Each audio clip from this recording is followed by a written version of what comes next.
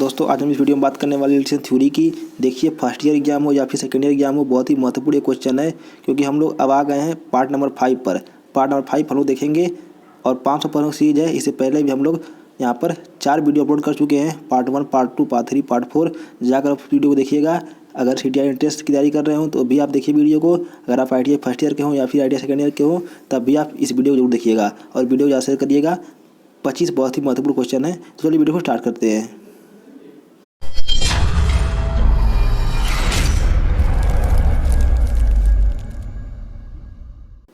तो हम लोग इस पार्ट में यहाँ पर 101 से लेकर 125 तक के क्वेश्चन देखेंगे। इससे पहले हम लोग 1 से लेकर 100 तक प्रश्नों को देख चुके हैं 4 अलग अलग पार्टों में। तो चलिए वीडियो को स्टार्ट करते हैं। देखिए इसमें लिखा है कि निम्नलिखित प्रतीक दर्शाता है। यहाँ पर डायोड बना हुआ है, AB यहाँ पर है, A+B यहाँ पर आया हुआ है। तो देखिए यहाँ पर आपका कौन सा इसमें होगा, XOR गेट या फिर NAND गेट या फिर AND गेट या फिर XNOR गेट। 4 ऑप्शन दिए गए हैं, थोड़ा आप इसको सोचिए। तो इसका आपका पहला ऑप्शन सही हो जाएगा। कौन सा होगा? पहला ऑप्शन सही हो जाएगा, XOR गेट आपका होगा। अब बढ़ते हैं अगले प्रश्न की ओर। देखिए ITI फर्स्ट ईयर है या फिर ITI सेकेंड ईयर या फिर किसी कंपनी की तैयारी कर रहे हैं तब भी आप इस वीडियो देखिएगा। बहुत ही महत्वपूर्ण सारे क्वेश्चन हैं। ये सब NCVT सारे क्वेश्चन ये सब पूछे जा चुके हैं एग्जामों में। अगला प्रश्न है, जब एक पिंजरा प्रेरक मोटर को सीधे ही DOL स्टार्टर के साथ चालू किया जाता है तो प्रारंभिक धारा होगी। तो देखिए स्क्वायर गेज यहाँ पर इंडक्शन मोटर है, पूर्ण भार के बराबर हो जाएगा, पूर्ण भार के दुगना हो जाएगा, दुगनी हो जाएगा, या फिर पूर्ण भार की 3 गुनी हो जाएगी, या फिर पूर्ण धारा के 5 से 7 गुनी हो जाएगी। इसमें 4 ऑप्शन दिए गए हैं। तो आपका ऑप्शन इसमें 102 का चौथा ऑप्शन सही हो जाएगा। कौन सा होगा? चौथा वाला। यहाँ पर पूर्ण भार से वो क्या हो जाएगा, 5 से 7 गुना। वहाँ पर पूर्ण भार से 5 से धारा उसकी 5 से 7 गुना हो जाएगी, धारा जो उसकी होगी। अब बढ़ते प्रश्न नंबर अगली तरफ। पूछा है 3 चरण की मोटर में चुंबकीय क्षेत्र को घुमाने वाले फ्लक्स वेक्टर कोण पर स्थापित किया जाता है। यहाँ पर 3 फेज इंडक्शन मोटर पूछा है, तो कितने डिग्री पर यहाँ पर ये विस्थापन करता है? तो 103 का आपका हो जाएगा आंसर नंबर फर्स्ट। यानी कि जब भी यहाँ पर 3 फेज इंडक्शन मोटर होगा तो आपका 120 डिग्री पर ही क्या होगा, उसका विस्थापन होगा, 120 डिग्री। ऑप्शन आपका पहला सही हो जाएगा क्वेश्चन नंबर 103 का। अब बढ़ते हैं प्रश्न नंबर 104 पर। पूछा गया है, संधारित प्रारंभिक मोटर की घूर्णन दिशा परिवर्तित की जाती है।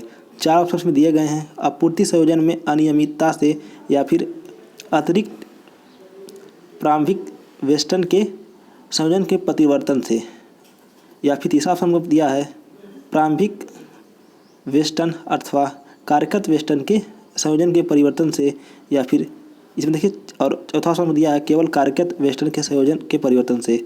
तो 4 ऑप्शन पर दिया है, तो 104 का आपका ऑप्शन नंबर थर्ड वाला सही हो जाएगा। 104 का आपका ऑप्शन नंबर थर्ड वाला सही हो जाएगा। Reverse the connection of either running winding और स्टार्टिंग वाइंडिंग। अब बढ़ते अगले प्रश्न की ओर। 105 प्रश्न हमारा पूछा है, AC व DC दोनों आपूर्ति के लिए किस प्रकार की एकल फेज मोटर का उपयोग किया जाता है? 4 ऑप्शन में दिए गए हैं। पहला ऑप्शन इसमें दिया है shaded pole motor, universal motor, repulsion motor, या फिर capacitor start induction run motor. 105 का यहाँ पर देख लीजिए 4 ऑप्शन दिए गए हैं। तो आपका यहाँ पर 105 का आपका ऑप्शन नंबर दूसरा सही हो जाएगा। यूनिवर्सल मोटर यहाँ पर प्रयोग किया जाता है। किसका किया जाता है? यूनिवर्सल मोटर का। ऑप्शन नंबर सेकंड आपका सही हो जाएगा। अब बढ़ते अगले प्रश्न की ओर। 106 हमारा प्रश्न इस पर पूछा गया है, स्टेपर मोटर का अनुप्रयोग होता है।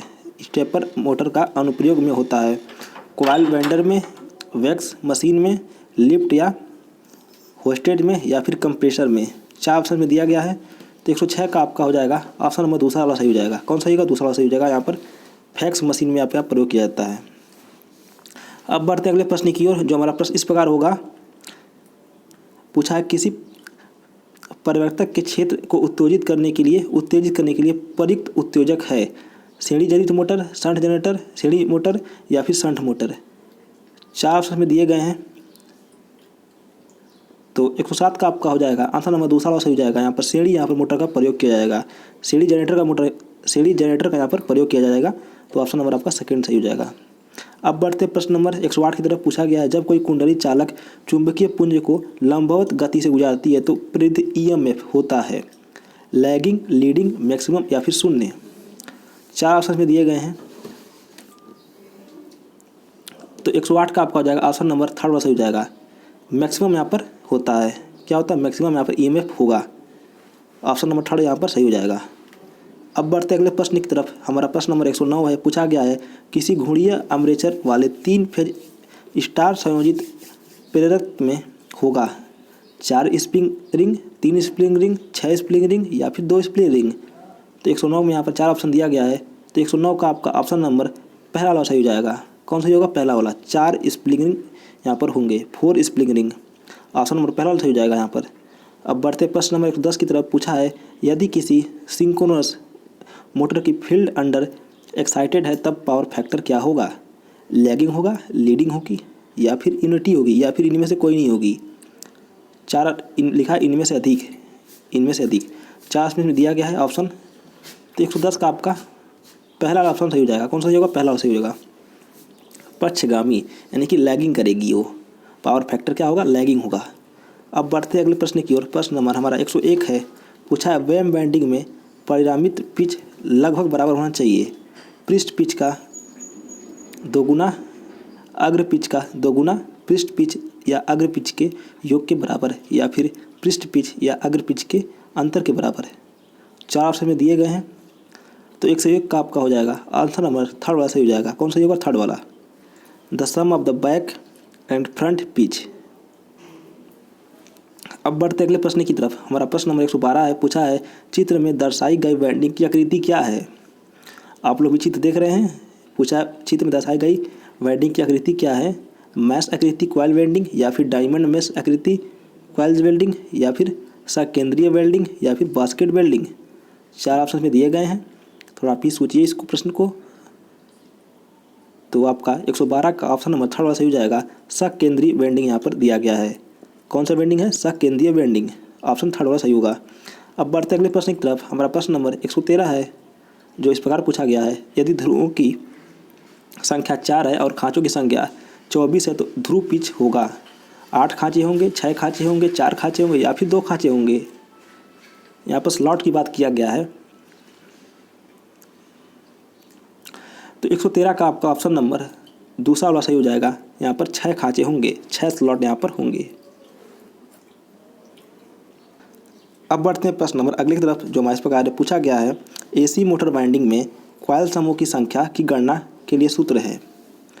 4 ऑप्शन में दिए गए हैं। लिखा है पहला है number of coil divided number of phase, number of coils गुणे number of poles, number of phase गुणे नंबर ऑफ कॉइल्स या फिर number of coils divide number of phase into number of poles. 4 option दिए गए हैं। Option को आप देख लीजिए। 114 नंबर प्रश्न हमारा पूछा गया है। तो इसका ऑप्शन नंबर आपका थर्ड वाला सही हो जाएगा। कौन सा होगा, फेजों की संख्या गुणे पोलों की संख्या। अब बढ़ते अगले प्रश्न की तरफ। प्रश्न नंबर हमारा 115 है, जो इस प्रकार पूछा गया है यदि इनपुट एसी वोल्टेज 50 वोल्ट जो अर्ध तरंग दृष्टकारी उत्पन्न डीसी वोल्टेज होगा। 4 ऑप्शन में दिए गए हैं 30 वोल्ट, 27 वोल्ट, 13.5 वोल्ट या फिर 15 वोल्ट। तो 115 का आपका ऑप्शन नंबर थर्ड वाला सही हो जाएगा। ऑप्शन आपका थर्ड वाला सही हो जाएगा 13.5 वोल्ट। अब बढ़ते अगले प्रश्न की तरफ, जो हमारे इस प्रकार पूछा गया है सेतु दृष्टकारी में आउटपुट का रिपल्सन आवृत्ति कितनी बार इनपुट एसी आवृत्ति से अधिक होता है, समान होता है या फिर द्विगुना होता है या फिर त्रिगुना या फिर चरगुना होता है। तो 4 ऑप्शन में दिए गए हैं। 116 का आपका क्या हो जाएगा, ऑप्शन नंबर सेकंड सही होगा। क्या सही होगा, सेकंड। 2 टाइम्स यहाँ पर दोगुना हो जाता है, दोगुनी हो जाती है। अब बढ़ते अगले प्रश्न की तरफ। प्रश्न हमारा 117 है। पूछा गया है बिजली कटने के बाद भी किस प्रकार के रिले आपको संपर्क के स्थिति में रखते हैं, under current relay, voltage sagging relay, latching relay, current sagging relay. 4 option में दिए गए हैं। थोड़ा आंसर को सोचिएगा। तो 117 का आपका हो जाएगा तीसरा सही होगा यहाँ पर, लैंचिंग रिले। यहाँ पर आंसर आपका सही हो जाएगा। अब बढ़ते प्रश्न नंबर 118 की तरफ। पूछा गया है NE के कोड के अनुसार न्यूट्रल के लिए कलर कोड क्या होता है, लाल, नीला, हरा या फिर काला। तो 118 का आपका हो जाएगा आंसर नंबर थर्ड, काला होता है। यहाँ पर है काला होता है, ब्लैक। ऑप्शन आपका थर्ड वाला सही हो जाएगा। तीसरा ऑप्शन आपका सही होगा यहाँ पर ब्लैक। अब बढ़ते हैं प्रश्न नंबर 119 की तरफ, जो इस प्रकार पूछा गया है। देखिए इसमें आपसे फार्मूला पूछ लिया है, what is the formula used of calculate voltage drop to selected determine size cable for the parallel wiring insulation where R is equal to resistance of conductor and L is equal to distance of the load meter from the center supply of the end meter, I is equal to total U। तो देखिए यहाँ पर voltage drop equal to 2 गुणे L R L आई पूछा है। Voltage drop यहाँ पर देख लीजिए इक्वल टू क्या पूछा है, 2 एल आर एल आई, या फिर यहाँ पर वोल्टेज ड्रॉप इक्वल टू 2 गुणे एल भागे, आप लोग ऑप्शन देख ही रहे होंगे यहाँ पर क्या ऑप्शन दिया गया है, थोड़ा ऑप्शन पढ़ नहीं पा रहे हैं यहाँ पर थोड़ा सा, तो क्या होगा इसमें ऑप्शन आपका 119 का आपका हो जाएगा, यहाँ पर पहला वाला आपका ऑप्शन सही हो जाएगा, drop equal to 2 R L I, ये आपका आंसर सही होगा यहाँ पर, ड्रॉप इक्वल टू। अब बढ़ते हैं अगले तरफ प्रश्न की तरफ, ड्रॉप वोल्टेज था यहाँ पर। अब बढ़ते हैं अगले तरफ प्रश्न की तरफ। 120 हमारा प्रश्न इस पर पूछा गया है, विद्युत इस्त्री में दाब प्लेट का कार्य क्या होता है। कार्य क्या यहाँ पर है दाब प्लेट का, तापन तंतु को ढकना, वस्त्रों पर स्थिरीकरण करने से मतलब प्रेसिंग करने के समय दबाव कम डालना, या फिर तापक तंतु को प्लेट के साथ लिपटी हुई फिटिंग करना मतलब प्रदान करना, उपकरण के लिए आधार पर कार्य करना। तो 4 ऑप्शन यहाँ पे दिए गए हैं। तो 120 का आपका हो जाएगा आंसर नंबर 3 वाला सही हो जाएगा, तापक तंतु को तल प्लेट के साथ लिपटी हुई फिटिंग प्रदान कराता है। यहाँ पर है ये आपका ऑप्शन नंबर 3 वाला सही हो जाएगा, 3 वाला ऑप्शन आपका सही हो जाएगा, 3 वाला ऑप्शन सही होगा। अब बढ़ते अगले प्रश्न की ओर। हमारा प्रश्न नंबर 121 से पूछा है, गीजर में एक दोष अर्थात इसे स्विच ऑन करने पर यह पानी गर्म प्रदान नहीं करता है, इस दोष का कारण क्या हो सकता है। थर्मोस्टैटिक संपर्क खुली स्थिति में है, थर्मोस्टैटिक संपर्क एक दूसरे से वेल्डेड है, या फिर थर्मोस्टेट बहुत अधिक रेंज में सेट है, थर्मोस्टेट हीटर को आपूर्ति से अलग नहीं करता है। तो 4 ऑप्शन में दिए गए हैं, पूछा यहाँ पर है कौन से दोष यहाँ पर उत्पन्न हो रहा है। तो 121 का आपका पहला ऑप्शन यहाँ पर सही हो जाएगा, थर्मोस्टेट यहाँ पर क्या होगा संपर्क खुली स्थिति में होगा, यहाँ पर thermostat connected in open condition हो सकता है, यहाँ पर सर्किट जो आपकी होगी ओपन कंडीशन में होगी, इसीलिए यहाँ पर क्या हो रहा है गीजर में यहाँ पर गर्मी प्रदान नहीं कर रहा है पानी में। अब बढ़ते हैं प्रश्न नंबर 122 की तरफ। पूछा है, एक विद्युत ओवन में तापन तंतु के रूप में प्रयोग किया जाने वाला पदार्थ क्या है।